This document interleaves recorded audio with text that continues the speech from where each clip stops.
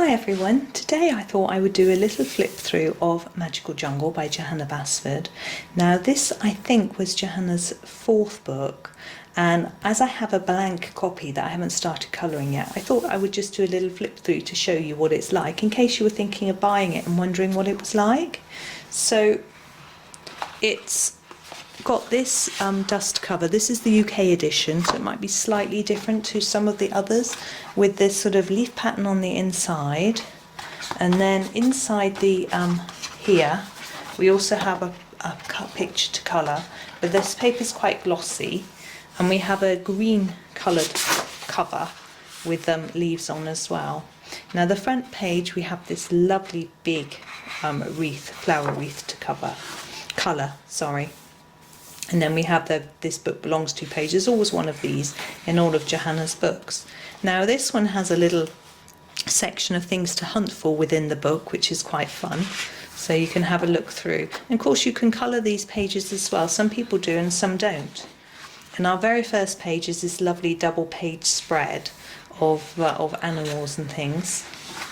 And then some of these are more sort of just lovely circles of flowers and things like that, or quite like a jungle book here, and some of them are sort of scenes. So this one we've got our parrots inside a wreath, and this one we've got more of the scene with this lovely building. I do like colouring buildings. I'm actually looking forward to Johanna's brand new book coming out this year, because I think it will have more buildings in it.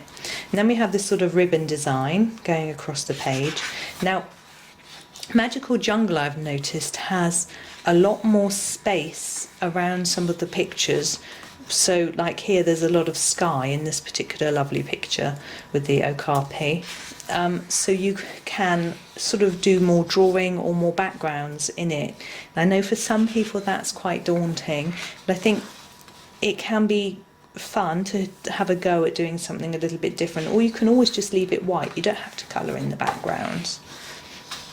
I think a lot of my backgrounds are white when I first started, and even now I don't always do them.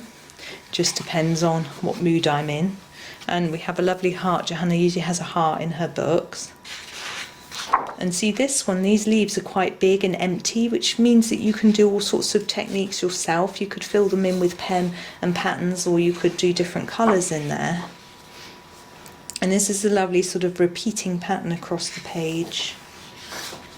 Now this is very detailed. Some people find this quite daunting, but actually I find it very relaxing, because you can just take one very small leaf at a time and colour it in and move on to the next.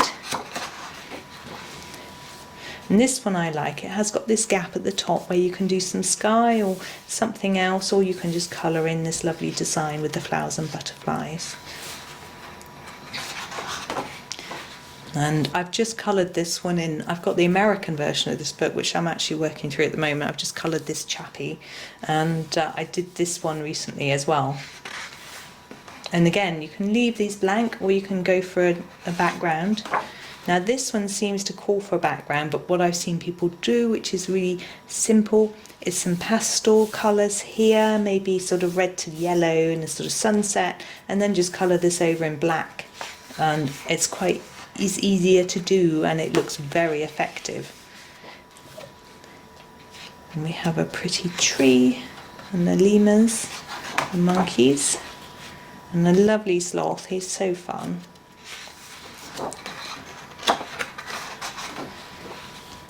I've just recently done this one as well.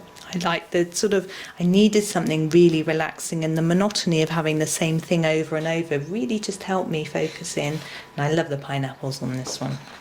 I'm probably going to colour a pineapple soon as a tutorial, because I think they're great fun. And I have a few ideas to make it look a bit different.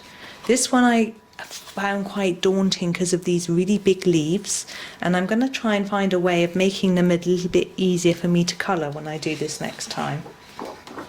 And these enormous leaves, I've seen people draw things into these spaces to make it easier, or doing patterns and things. So I'm going to think about that when I do them, because I think they're quite big, and it could be fun. Now this is a sort of double page spread going across. I notice I've got a bit of a splodge on this book, which is interesting. I don't know why that's there, but I'm sure I'll be able to cover it up with something. And this hippo, he is just the cutest. I just love doing him and this fish. They're so lovely, and you can do them matching or different. It's just lovely. And lovely house. I like doing that one too.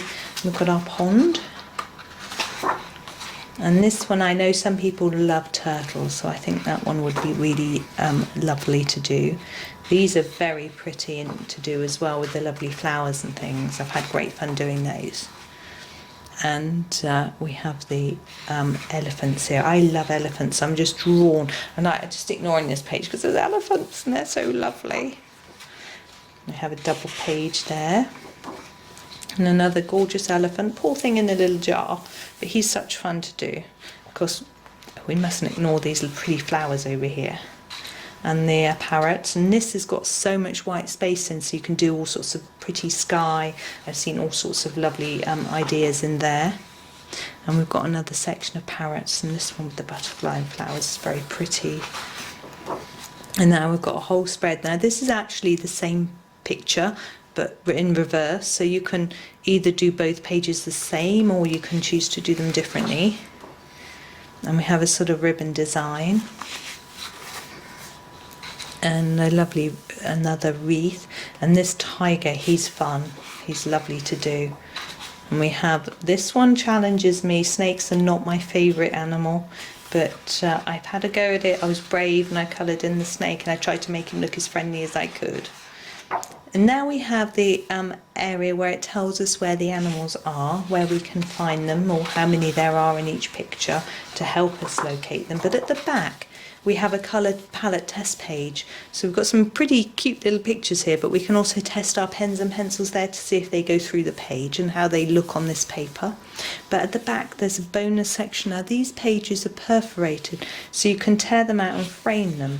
And we've got one with a toucan. We've got a lovely elephant. We've got a floral and leaf design. And lastly, the pair of flamingos. I've seen this one done so many times and so beautifully.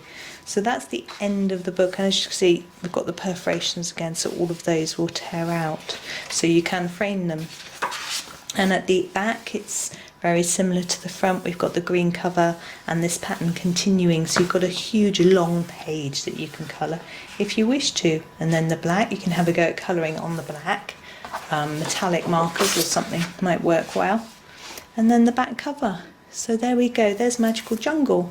So I hope you enjoyed that one. Thank you very much for watching, and happy colouring.